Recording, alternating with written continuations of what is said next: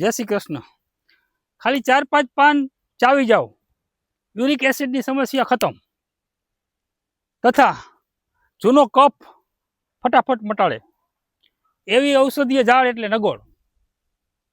નગોળના વૃક્ષના પાનને બાફીને, ઉકાળીને અથવા ધીમા તાપે શેકીને એને દુખાવાના ભાગ ઉપર લગાવવાથી સંધિવા અથવા દુખાવો તરત જ મટે છે।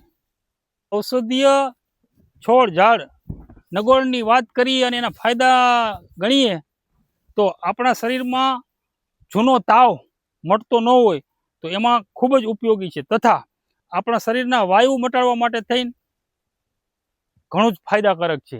આવા તો અનેક ઔષધીય ફાયદા આ છોડના છે।